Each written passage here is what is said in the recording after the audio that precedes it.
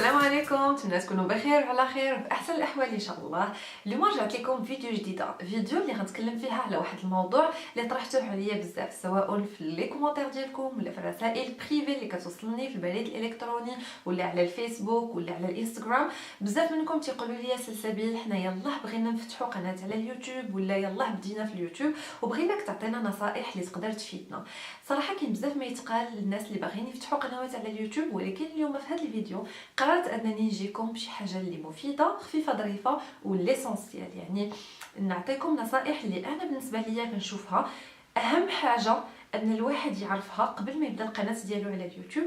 ويمكن الا عجبتكم هذا الفيديو هذه وشفت بانها لقات اقبال، نهار واحد اخر نعاود ندير لكم فيديو واحده اخرى اللي فيها نصائح ولا اخطاء اللي خصنا نتجنبوها، ولا نصائح اللي كتخص مثلا الفيديوهات كيفاش تصايبوهم ولا كيفاش تصوروا ولا الماتيريال اللي تحتاجوه ايتترا. النصيحه الاولى اللي غنبدا بها هي انكم منين تفكروا انكم تفتحوا قناه على اليوتيوب خصكم تبداو هذه القناه عن حب وعن شغف، لانكم ماشي فقط تفكروا انكم تفتحوا قناه على اليوتيوب لان شي واحد من العائله ديالكم ولا من الاصدقاء ديالكم فتح قناه وانتم باغيين تفتحوها، ولا لانه شفتوا الناس بزاف ولاو كيديروا اليوتيوب انتم باغيين ديروه.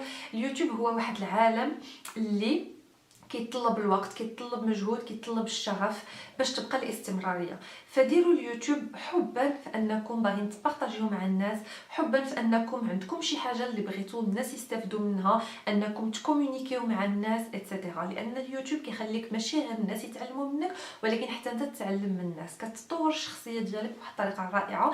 فعلى الاقل الواحد اللي يبغي يدخل اليوتيوب يفتح قناه على اليوتيوب تكون النيه ديالو صافيه، انا بغيت ندير اليوتيوب ماشي باش نربح الفلوس. مزيان الواحد يقول انا اليوم اليوتيوب ولا بحال مهنه، يمكن واحد النهار حتى في المغرب غادي يقدر تولي اليوتيوب كمهنه الواحد يقدر يعيش بها، ولكن حاليا ما يمكنش تقول انا غادي ندخل اليوتيوب طمع في الفلوس، ولا غندخل اليوتيوب باش نبقى نحضر لي زيفينمون، ولا ندخل اليوتيوب باش يبقاو يوصلوني لي برودوي غراتوي، لانه تقدروا تدخلوا اليوتيوب وحتى حاجه من هذا الشيء ما يوقع. بالتالي غيجيكم الاحباط وغادي تساليو بانكم غتسدوا القناه ديالكم. دخلوا اليوتيوب حبا وشغفا انكم تبارطاجيو مع الناس، انكم تعلموا من الناس، ان الناس يتعلموا منكم.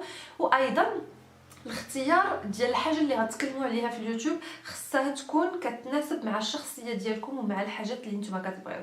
يعني شنو بغيت نقصد بهاد الهضره؟ ماشي اوجوردي لحقاش كلشي اغلبيه كاين مثلا يوتيوبرز كلشي باغي يهضر على البيوتي، على الميك اب، على الفاشن، على اللايف ستايل، على جو سي با الدراري عاوتاني الكوميدي وجو فيديو. ماشي ضروري خصنا نبقاو في داكشي اللي دايرينو الاغلبيه، تبعوا داكشي اللي نتوما كيعجبكم. الا كان كيعجبكم حتى نتوما لا كوميدي، الفاشن، البيوتي ايتترا، يا با سوسي ديروا داكشي اللي نتوما باغيين. ولكن الا كانت حتى حاجه من هادشي ما كتهمكم، ما تحسوش راسكم مضطرين انكم تمشيو في نفس تمشيو يعني في نفس المسار ولا في نفس الدومين ولا في نفس الاشياء اللي كيتكلموا عليها الاغلبيه. اول حاجه ملي كنتكلموا على قناه كنتكلموا على اسم ديال القناه. الاسم ديال هذه القناه خصو يكون غوفليتي ولا كيشير المحتوى ديال القناه، ولا بامكانكم كاين اللي كيحط الاسم ديالو كامل في القناه، وحتى هذه ماشي مشكله لانه كتبقى لكم حريه التكلم على اي موضوع في القناه ديالكم. ولكن الناس اللي كيختاروا اسماء يعني مختلفه على الاسم ديالهم في القناه، من الافضل تختاروا اسم اللي كيعطي فكره على محتوى القناه. هذه النصيحه الاولى، لانه الناس اللي غادي يشوفوا غادي تقدر تاتيغي الناس اللي انتريسي ولا مهتمين بداك الموضوع هذا اللي الاسم ديال القناه ديالك هو اللي يجذبهم ليك. ثاني حاجه بخصوص القناه هي انه الاسم اللي تختاروه القناه من الافضل تقلبوا عليه مزيان في جوجل قبل ما تستعملوه. خص يكون من الافضل نفس الاسم اللي تستعملوا في قناه اليوتيوب هو اللي يكون على مواقع التواصل الاجتماعي، هو اللي يكون عندكم فيه. لكن كريتي واحد نهار بلوغ، علاش؟ لان هادشي غادي يساعدكم. انا مثلا متبعه شي واحد شفت الاسم ديالو مثلا، واحد النهار بغيت نقلب عليه، قلبت عليه في جوجل غيطلع ليا اليوتيوب ديالو، الانستغرام، فيسبوك، تويتر، البلوغ ديالو، جوجل بلس، كلشي غادي يطلع ليا. وهكا غادي يخليو الناس يعقلوا عليكم غابيدمون وما يحتاجوش انهم يتفكروا بزاف ديال الاسماء. ونصيحه ثالثه يعني في هذا الموضوع هذا اللي نقدر نعطيها لكم هي انكم تقلبوا مزيان على داك الاسم واش ديجا مستعمل في شي بلاصه. نعطيكم واحد التجربه شخصيه. انا سميتي سلسبيل، لو سورنون ديالي ولا اسم الدلع ملي كنت صغيره هي سبيله. فانا ملي بغيت نفتح القناه ديالي سميتها سلسبيله. اللي وقع هو انني مع الاسف ما قلبتش نشوف واش كاين الناس اللي مسميين القنوات ديالهم سلسبيله. فملي كانوا المتتبعات ديالي كيمشيو لليوتيوب وكيكتبوا سلسبيله كيطلع لهم قنوات ولا اغاني ولا فيديوهات ديال الدول الاسيويه. ما كنتش كنعرف بان سلسبيله اسم اللي كيتستعمل بزاف في البلدان الاسيويه، فبالتالي الناس بداو كيلقاو صعوبه انهم يلقاو القناه ديالي، وهذا الشيء اللي خلاني نبدل من سلسبيله لام سلسبيله، يعني انا سلسبيله. ثالثا دابا كلشي وجدناه كرينا لاشين ديالنا، غادي نشوفوا المحتوى ديال القناه ديالنا. حنا عارفين علاش غادي نتكلموا دابا، غنهضروا على القناه ديالنا شكلا وليس مضمونا. من ناحيه الشكل من الضروري ان القناه ديالك الفيديوهات اللي ديروا خصهم تكون فيديوهات على الاقل HD، لان هاد الوقيته هادي ما بقيناش كنتكلموا على فيديوهات في اليوتيوب اللي كتقبض التليفون ديالك ولا كتقبض كاميرا عاديه كتحط الكتوبه كتحطها فوق منك وكتجلس تصور وكتمونطي واحد المونتاج صغير وكتحط الفيديو ولا ما كديرش كاع المونتاج. يعني كما بداو بزاف ديال اليوتيوبرز المعروفين بحال كنعقل ميشيل فان وبزاف ديال اليوتيوبرز اللي كنت كنتبعهم كانوا كيعاودوا على كيفاش بداو في اليوتيوب. بداو هكا، هادوك بداو هكا لان شحال هادي ما كانش بزاف ديال اليوتيوبرز، ولكن دابا لا كونكورونس قوات وكاين بزاف ديال اليوتيوبرز في لاطوال، فما يمكنش تجيو بفيديو عاديه جدا ماشي اش دي ليكليراج عيان ما فيهاش كاع المونتاج وتحطوها وتسناو الناس يتفرجوا فيها، راه ما يمكنش. اليوم على الاقل خصكم باش تبداو قناه على اليوتيوب كاميرا، ماشي ضروري كاميرا بروفيسيونيل ولكن كاميرا على الاقل اللي كتقدر تدير محتوى اش دي. خصكم على الاقل لوجيسيال دو مونتاج بازيك عادي جدا، مثلا موفي ميكر كاين في الويندوز في كاع الكمبيوترز، بامكانكم تنزلوا البرنامج وتستعملوه. على الاقل يعني واحد المونتاج بازيك، على الاقل الاتش دي، راه الاتش دي ما بقاتش اوبسيون ولات اوبليغاسيون. وحاجه واحده اخرى هي الضوء واحد الحاجه مهمه في الفيديو مظلمه حتى واحد ما غيتفرج فيها. اليوم ماشي ضروري تشريو دي سبوت ارتيفيسيال، على الاقل استعملوا الضوء ديال ربي، استعملوا الشمس. من بعد بامكانكم تشريو اضواء اصطناعيه بحال اللي كنستعمل انا واللي يلاه كيعاونوني شويه لانني ما كنقدرش نفيلمي بالنهار مع الخدمه اكسترا. النصيحه الرابعه اللي بغيت نعطيها لكم هي لا فريكونس، ولا شحال من مره كتحطوا الفيديوهات. وهنايا انا صراحه ماشي احسن اكزامبل اللي تقدروا تتبعوه في هذه المساله هذه، ولكن ماشي مشكله الا كنت انا كنرتكب واحد الخطا ما ترتكبوش نتوما، كل واحد وظروفه. في اليوتيوب الا بغيتو تربحوا الناس، الا بغيتو الناس ما ينساوكمش ما تغبروش. هذه واحد الحاجه جد مهمه وكنتكلم لكم عليها من باب التجربه.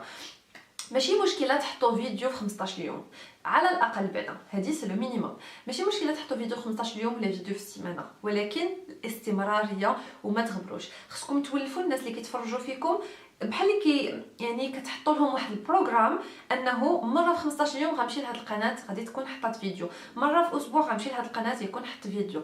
كنتو ولفتوهم على 2 مرات يبقاو يتسناوكم 2 مرات، 3 المرات يبقاو يتسناوكم 3 المرات. وهذه واحد المساله اللي عاديه لان الناس اللي كيتفرجوا فينا كيولفوا علينا، فخصهم ديما بحال داك المسلسل اللي كتدخل في العشيه كتفرج فيه. تخيلوا ما عرفت انا كتوقع لي بزاف المرات شحال هادي ملي كنت كنتبع مسلسلات كندخل حتى ما كنلقاش المسلسل ديالي، شحال ملي كنتسنى في ديك الحلقه ما كنلقاش، كنلقى كره ولا كنلقى مجلس النواب، كنتعصب. شي حاجه اللي هي عاديه هكا حتى حنايا ملي كنغبروا على اليوتيوب. النصيحه الخامسه اللي بغيت نعطيكم هي انكم يعني تديروا اناليز القناه ديالكم. دابا بالنسبه للناس اللي عندهم قنوات اليوتيوب كاين يوتيوب اناليسيس اللي كيعطيك اناليز ولا تحليل القناه ديالك، الفيديوهات ديالك الاكثر مشاهده، لا دوغي يعني الوقت اللي كيشاهدوه الناس في او موين في لاشين ديالك، شنو هما لي فيديو اللي خداو بزاف ديال لايك، شكون هي لا كاتيجوري اللي كتفرج فيك، واش كيتفرجوا فيك بزاف ذكور ولا الاناث، اعمار الناس يعني لي ترونش داج اللي كيتفرجوا فيك، واش مثلا 24 عام الفوق ولا 40 عام الفوق ولا 16 عام 18 عام.